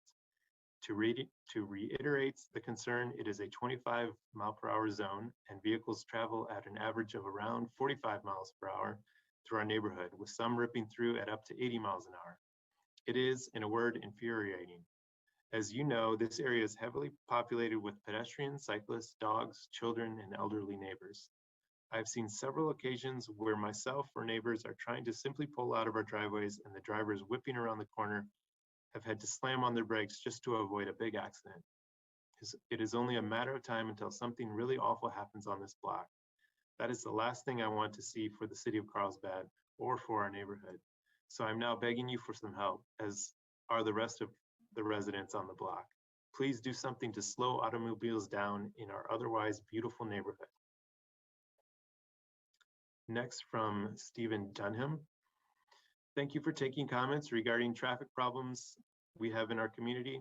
I think as a top priority before bike lanes or anything else, you need to act immediately to control the horrible speeding problem on Park Drive in front of the lagoon. It is not uncommon for traffic to come racing by at 50 to 60 miles an hour in a 25-mile-per-hour zone. People walking with their kids, their pets, and bicycling, plus those of us who are just trying to get out of our driveway safely, have life-threatening risk because of this speeding problem. We've called the police multiple times, but they tell us that it is out of their jurisdiction and cannot even write tickets, which is ludicrous. We need help now. Please install speed bumps as soon as possible before somebody gets hurt or killed. I'm available for any time for discussion. Thank you for your attention on this urgent public safety matter. Next, from Jocelyn Dunham. I second this thought. We live at 4858 Park Drive, and we have seen some situations that were very dangerous to people and animals walking on Park Drive. I believe it is a top priority for the safety of our neighborhood. We look forward to your response. Next, from Roseanne Bentley. I tried several times to view today's agenda packet, but it would not load for me, so I don't know what the agenda item is. But in general, more and better traffic circles and traffic calming measures are needed in Carlsbad. I have mentioned it before, but it bears repeating. If you want a template for an excellent neighborhood solution to the traffic safety, take a look at the Ballard outside of Seattle in Washington State. They did it right. No one complains and traffic is successfully slowed. What was done on Hillside Drive, as well as Kelly, is virtually worthless. It definitely doesn't do much to slow people down. The traffic circle on Hillside Drive isn't big enough to be any kind of real deterrent to speedy drivers. In fact, it just angers them and they speed up to drive faster and even more recklessly. I wonder who authorized my tax dollars to bow to the angry resident who demanded that the traffic hump or bump in front of this house on Hillside be removed and replaced one house down. Why was that done, and why did the other residents in Carlsbad have to pay for it? This should be investigated. Next, from Mike Folger. I'm writing to express my support of installing a raised traffic circle at the junction of Park Drive and Kelly Drive, as well as the speed bumps down the hill on Park Drive. My wife, children, and I live at the northeast corner of Park. Our children cross the street daily to go to school and or Laguna Riviera Park. This intersection is extremely unsafe as many cars heading down westbound on Park down the hill toward Kelly have come close to hitting children and adults crossing the street at the crosswalk. There is no stop sign and no speed bumps to deter cars from picking up speed and turning blindly. Although there is a yield sign, this is not sufficient. In order to ensure the safety of our children and neighbors as they cross the street, a traffic signal is needed. In addition to people gaining speed down the hill and crossing or turning onto Kelly without yielding, there have been countless days with cars doing donuts around the roundabout or peeling northbound on Kelly past the elementary school. I stand in full support of the installation of the raised roundabout at Park and Kelly Drive, as well as speed bumps. For this next item, Ms. Pavia, do you have a name for comment number 13, which starts the traffic circle on Kelly Drive? It's Kathleen Maxwell. Kathleen Maxwell, thank you. The traffic circle on Kelly Drive is not a true traffic circle since only two sides of four-way intersection have to stop and the others two do not, therefore rendering it as merely an obstruction. It actually makes the intersection more dangerous. The unusable center section of this so-called circle is much too large and makes negotiating the turn much too difficult, and it squeezes cars into the bike lane and dangerously close to parked cars. While you are at it, please do something about the newly installed one on Hillside, which is actually even worse. And next, from Joe Whitaker. Kelly Drive between El Camino Real and Hillside Drive. I am in very strong support of the cycle track option. Reducing the vehicle travel lane to 11 feet will reduce vehicle speeds. The landscaping is attractive and appropriate, and the cycle track is the safest and best option. I am in very strong support of the cycle track option. Reducing the vehicle travel lane to 11 feet will reduce vehicle speeds. And then the landscaping, I think we just read that, so we got a double copy there, but that concludes the public comments. Okay, so it seems that most of the comments are actually being addressed by the design with the cushions and the roundabout. So I have a question for staff. Can someone address the benefits of roundabout versus always stop?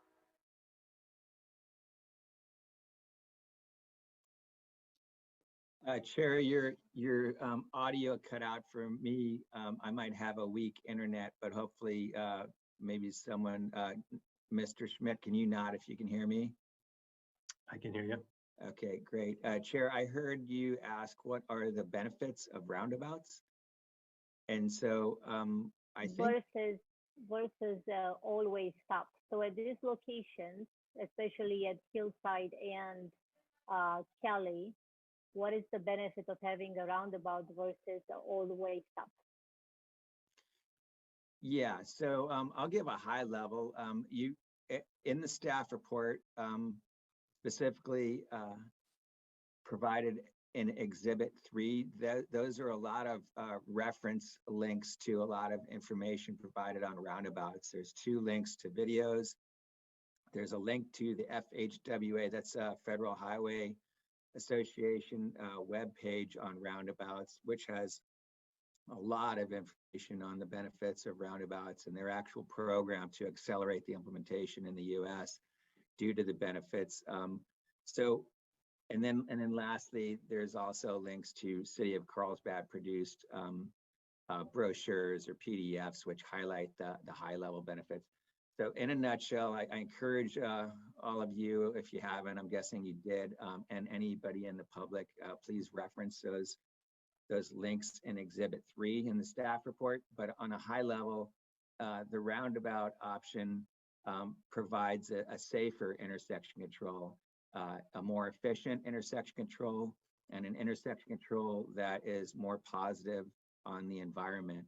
And to address the safety aspects, you'll hear traffic calming or complete streets or alternative intersection designers such as Michael Walwork state that if you want to, again, I think you've heard this before, but if you want to change the driver behaviors on a roadway, you need to change the driver, or you need to change the design of the roadway. And a really effective way to do that is to pour concrete in the roadway. So with a roundabout, you actually are designing a mountable truck apron, which most vehicles choose to drive around. Hence, you get the vertical deflection and the slower speeds. You're also, when you're doing that, you're providing splinter islands and pedestrian refuge. So pedestrians which are using the intersections only have to cross about a 12-foot travel way at a time and not the entire curb to curb width of a roadway. So that's just a sampling of the benefits that you get on the safety improvements. On the environmental side, you can click on the links to show the benefits on the noise reduction and also the greenhouse gas reductions.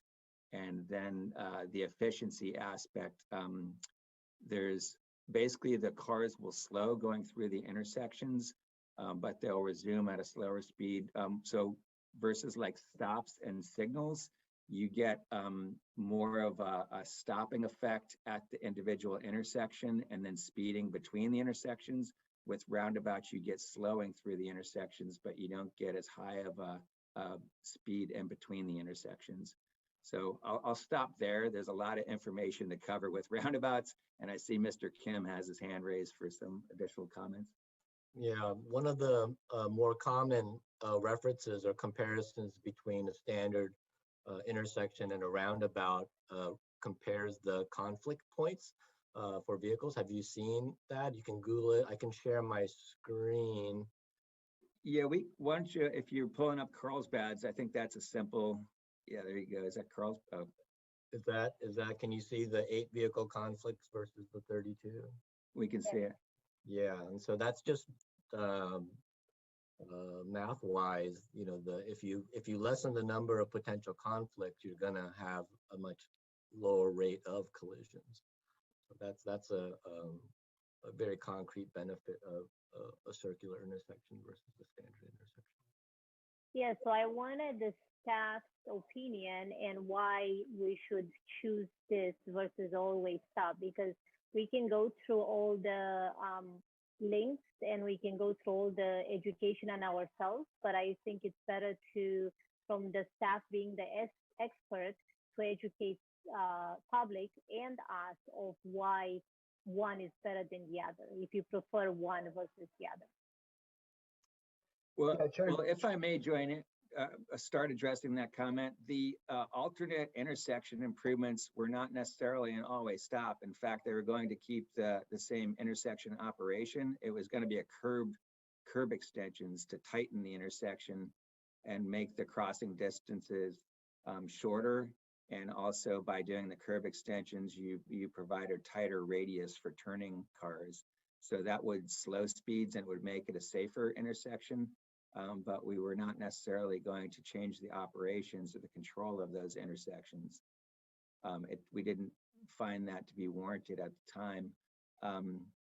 So that's another consideration. But another point, though, is community input is very, very important. And while we can explain the benefits of roundabouts, and many times people will support them for their benefits, there's certain situations when either improvement would work, and it's very important to listen to the community feedback. Okay. And sorry, Chair Gokin, I was going to add to what Mr. Kim and Mr. Frank talked about, and that's in reduction in accidents and fatality. Like Mr. Frank said, if you use any of those documents that basically he included in the exhibit, I can just bring one of them. And because sometimes people can understand this when they see the numbers in reduction in the fatalities or injuries or accident, they can relay with that number in case we talk about, oh, it's safe, it's more efficient. So this is just one of the examples. And this is again by FHWA. You can see more than 90% reduction in fatalities, 76% reduction in injuries, and 35% reduction in all crashes. And these are actual numbers, and you can go to a case by case by case by different states, by different DOTs, different cities, and more or less all show the same numbers of reduction in accidents. I just wanted to show you that these are basically based on actual data. Thank you. That is great, and I think public needs to see this. So some of us are trained engineers, and we know about those safety points, but not everybody does. And it's not just from the convenience point as a driver, if you're comfortable, if you know, or the other drivers know what they're doing or not. From a safety point, roundabouts are way more supportive on the safety and better for our community, and many communities, that's why they choose them, than stops or other options. And then Commissioner Pensier, can you comment on the difference between Class 2 and Class 4 bikes on this facility, on this road?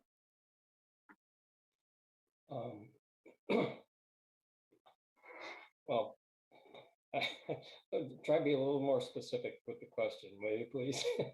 So we had the one comment, the one rider that he said he had different opinions on which Class 2 or Class 4 we should choose, as I'm not an experienced bike rider, and from your experience, what do you believe would be better, or the pros and cons of each, so you can educate all of us?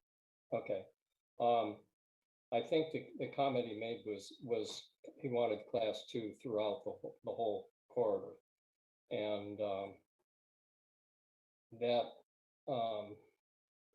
I see this as something that is more geared towards safe routes to school because of the school there. I think, and I think this is a project that, if it's successful, could be used in other places around schools to encourage kids to either ride or walk, and have their parents let them do that and feel comfortable with doing it, or actually go with them. These are all neighborhood schools, and yet when you see the chaos that occurs, especially at pickup times, I've seen it a few times. So my feeling is, as long as the Class 4, which is no longer a part of the roadway, it's off to one side, if it doesn't have any crossings, in other words, there's no way for cars to turn left or right across the Class 4, then it's considerably safer and it feels safer, and it actually is safer. However, the Class 4 between the roundabout at Hillside and El Camino Real, I have to agree with staff that with 17 driveways and having a two-way left turn lane where drivers can come in from all directions, and it's a two-way cycle track, so you got cyclists going both ways, little cyclists perhaps, who are hidden by the parked cars. That's not a really good location for a Class 4, and I think if we put it there, we'll be very sorry that we did. But so my comment was going to be that we should go with the staff proposal and have the buffered bike lanes on that section. And yeah, let's go ahead and put it in on from there on all the way back to Neblina, because of the fact that that it is completely separated. And for cyclists that want to continue to use the roadway, we can use Sharrow's. And they would also, that should also be a part of the plan, I think. But that'll come later when we get to those kind of details. But Okay. I think, does that answer your question? Yeah, totally. So Okay. now we're gonna go to commissioner comments. So you already covered about your preference on the classes of the bikes, it's 2 or 4.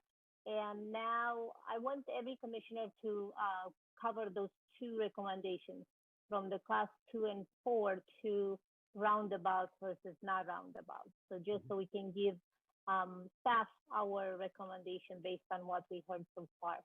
So Commissioner Pensier, would you like to just go on the roundabouts and let us know your opinion on that? Okay. Yeah, with the roundabouts, I'm heavily in favor of them. They, as I was saying, as mentioned, the safety aspect is so overwhelming that I think the discussion is pretty much over at that point. However, there's one issue that Mr. Frank mentioned, and that is public acceptance. And one of the things that we might want to use for education purposes is the fact that when roundabouts are proposed in a place where they aren't already, there's not a lot of them around, when you're the pioneer for putting these in, you get a lot of resistance. And in fact, the public generally is 80% against and 20% in favor. And if you go ahead and put it in, and you go research the same people later, you find out that 80% of the people say it's just fine, and 20% of them say no. And there's actually there's a YouTube video where they put in a roundabout in the middle of the city in New York, and that I could provide the link to it. And they interviewed all the people in this downtown area that were initially opposed to it. And it's really interesting to watch the interviews where they say, I was against this. I didn't think it would work. And it's amazing. I can't believe how good this works, how safe it is. And I was wrong. And they go to person after person after person that says the same thing. So I think a lot of what we need to do here is education. And so we're going to have the resistance. There's no doubt that we're going to have that. Solana Beach has said that we will never put in roundabouts there because of the public opposition, and they use the ones on let's see, Cassia that we removed as the basis for that. So okay, so we're gonna. I think so. We got your comments, Commissioner Pensier. I see Mr. Frank wanted to answer a question. Yes, I just wanted to provide information regarding that reference video on the before and after public acceptance of the roundabout. I know which video Commissioner Pensier is referring to, and staff will distribute that to the commissioners in a separate email, so we don't have any kind of contact or Brown Act issues. Okay, that'll be great. Our attorney is happy with that. Commissioner Hunter, would you like to cover if you prefer class 2 versus 4 bike lanes and roundabouts? Well, roundabouts, I'm totally in favor of for the safety reason and otherwise, if the roundabout is done right, unlike Cassia and the 2 that are on Kelly, which right now are, everybody's looking at them going, these things are terrible. Well, they're not really roundabouts. So and I've seen the one at the end of State Street in the boulevard now. It's all working fine. Most people actually get in there. I mean, there's a few that stop and, wait for traffic in Oceanside to come get through. But it's just a learning experience. And And a quick story, I was flying jets with a guy from California. We ended up in New Hampshire, staying at a hotel. He stood at the window for about an hour because there was a roundabout right outside. He just couldn't believe it. I mean, he was just amazed. He was waiting for the crash. But us people in the Northeast have been doing roundabouts for decades, so it's not a big deal. So just quick aside. So yeah, definitely roundabouts done correctly with some vertical and all the other, you know, in there. No stop signs in the roundabouts, and definitely there. Based on the drawings I saw, you know, the non-buffered, you know, the separate bike lanes in most places seemed like a really good idea. We'd have to look at each one specifically, like Commissioner Pensier says, you know, maybe there's a place that it's a buffered bike lane from ECR in or something like that. But Park seems to be the perfect place for the class 4 type of biking. Kelly, again, had to look, but it looked good. It looked like it was good separation. Squeeze the lanes down to nice and small, so keep people going slow. The jut outs, again, I thought that everything was done really well, and not the buffered bike lanes, but the separated bike lanes and paths seem to be a great option for that Park and then into Kelly area to get some really good traffic calming and get people under control. And again, we talked about queuing for schools.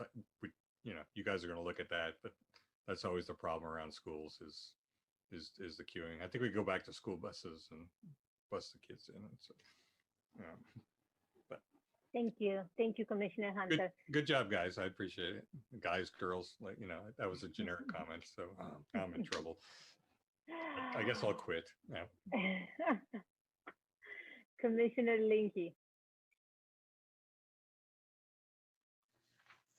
On the roundabout at Kelly and Hillside, I think if it's raised unlike the current domes, and with the splitter islands to direct people around them rather than cutting across them, and removing the stop sign on Hillside, and then moving the crosswalk back into where the splitter island is to protect the pedestrians. Those are aspects that I support. I certainly support the roundabout on Kelly and Park. I still do have some concerns about the roundabout there. Again, you're going to mix the bicyclists in there, and they're going to have to go around the roundabout to get to the class 1 or class 4 trail on the other side. And in addition to mixing in the bicyclists during the peak hour at the school, you're going to have cars backed up through that roundabout, probably because of drop off and pickup time is so busy. So I just have a little bit of lingering skepticism of the roundabout there if it's a isolated area, but this is a unique situation. There's also a driveway that empties directly into the roundabout. There's a couple other driveways that are really close. So I think this is a little bit unusual. So I would encourage staff to be very thorough in their analysis of maybe you need to do like and I guess Mr. Miles is either got a student there or is very familiar with that area. So it's good to have someone who's got an intimate knowledge of what goes on there, but maybe like a field observation of how traffic is functioning there, and, you know, picture, okay, if we had a roundabout here, and what effect is that going to have with bicyclists being mixed in with the traffic around there. But so I'm not going to give 100% endorsement of the roundabout, but you know, I do understand the benefits. The cycle tracks, I think that was the other option we were discussing. Yeah, I mean, the cycle tracks, I think, are, as Commissioner Pensier has said and has trained all of us on understanding that it's the conflict points that if you don't have those intersections or driveways, that's where a cycle track is going to work good. So I strongly support that. And The one commenter commented that you might have skateboarders or pedestrians going in there, but that shouldn't be a problem because they're also going to have a completely separate trail. I guess maybe not the skateboarders, but the bicyclists can also use the main street if they feel like they don't like the class 4. So I'm fully in support of that. So it's mostly just the roundabout, and also I'm not going to limit myself to those 2 items. I would also again repeat that I'd like to see a more honest analysis of that Kelly Drive El Camino Real intersection so that we know that it's going to accommodate the traffic there and using real numbers, not the sort of nonsense that we saw in the Marja Acres traffic study. And then also consider the center turn lane. I think you've reduced my concern about not having that lane, but get feedback from the residents or maybe say educate them on how it's going to work, and that they'll be fine with that. And then the last thing was that a couple of commenters brought up the fire evacuation concerns, and so I know that hasn't been discussed at all. So I don't know if we could have staff comment on the fire evacuation concerns, and that's my last question / comment. Okay, Mr. Fang. Oh, I'll just jump in on the last question regarding the emergency response issues. And we of course will work with our fire department and police department and get their review and incorporate all their comments into our design regarding the issue of roundabouts. I guess I'll just leave it at that, but we would not impede any sort of traffic flow through that area in an emergency event. Okay, thank you, Mr. Frank. Commissioner Fowler, your comments on class 2 versus 4 and roundabouts or not? So I grew up in Long Beach, and there is a roundabout that had been in Long Beach for many years, like from the 40s. The mythology growing up was that the designer of that roundabout, called the traffic circle, was killed going through the traffic circle, which I immediately dismissed as foolish myth making. However, the Wikipedia article about it actually said that he was killed in an auto accident on there. So, but clearly they're much safer. And vacationing in Cape Cod a couple of years ago, that place has to the exclusion of 4 stop traffic light controlled stops. It's a matter of acceptance. So maybe, if you had a thing where if you didn't have to have a vaccination, you could kind of avoid traffic stops or something like that, it would work. It's just really a matter of acceptance, and people, I think, are accepting of the one on entering Oceanside and Carlsbad. So it's just a matter of that. So I would universally support that. Now, there may be some circumstances where they're inappropriate or people are unhappy, but we have a history of taking them out. So what's the problem? It's a little bit of money. The bicycle thing, I'll leave that judgment to staff and to Commissioner Pincieras. I think they've studied it much more than I do bicycling, but I don't pay much attention to it until recently, obviously, but I do rely on those. So I like the way that it works out. So. Okay. Thank you. Chair, if I may address a couple of Commissioner Fowler's interesting comments. So I have also heard that that tale of the designer of that circle or circular feature in Long Beach being killed. And to note, there's a difference between a rotary and modern day roundabouts. And so on the East Coast, a lot of those circular intersection controls were actually rotaries.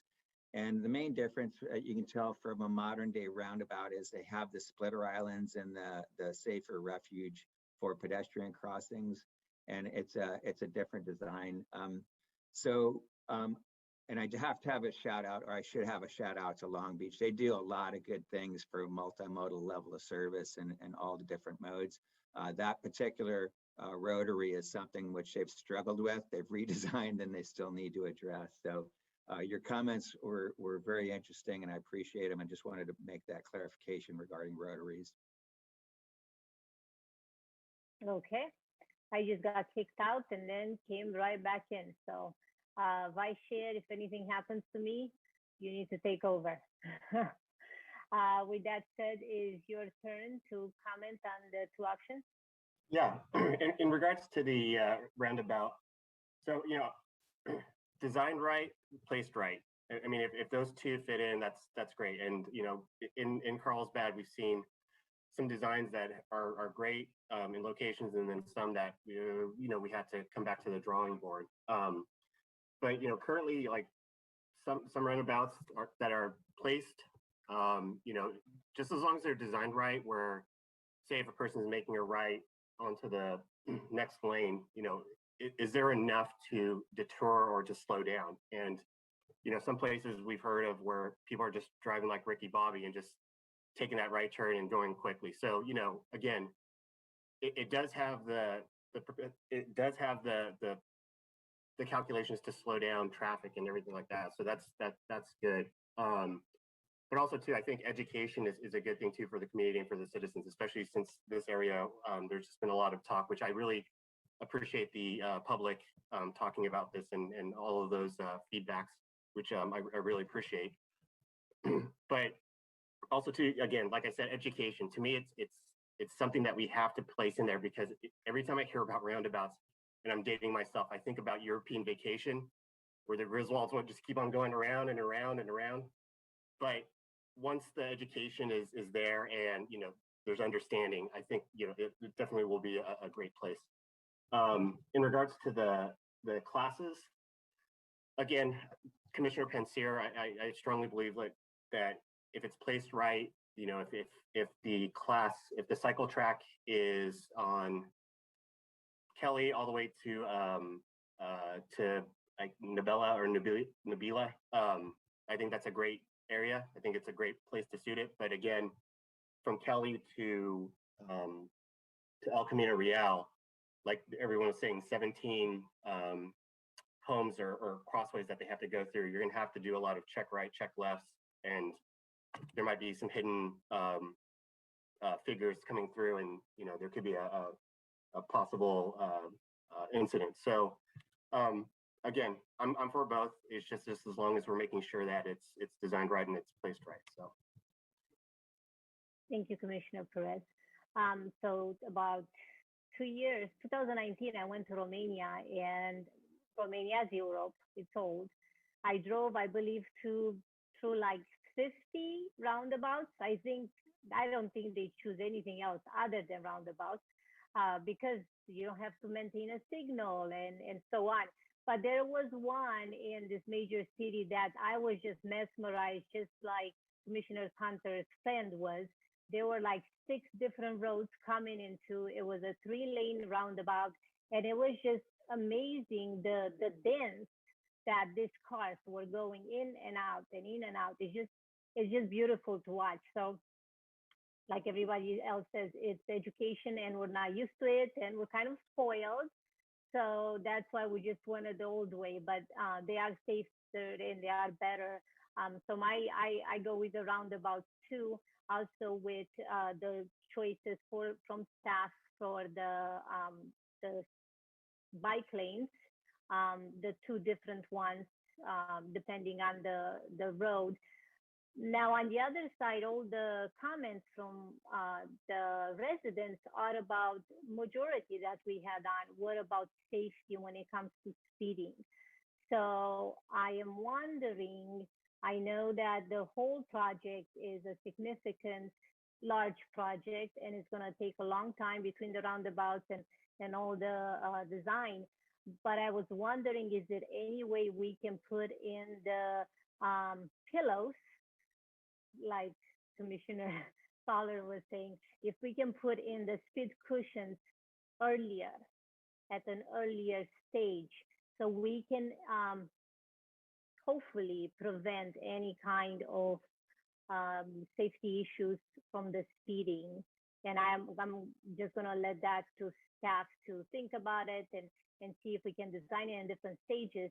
If we can put that in, I think that would eliminate the speeding, and then we'll go in with the design of the roundabout and so on. But no matter how, if we can fast forward or try to do the project as soon as possible, either or, if we're doing the cushions before or not, I think the residents been waiting for many, many years. And I know this is new staff. I know, you guys are doing your hardest.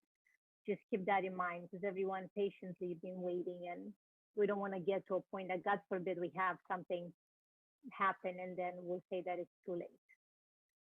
So with that said, it's 6:26. We've been at it for 2.5 hours. So do we have we don't have to vote on this, right?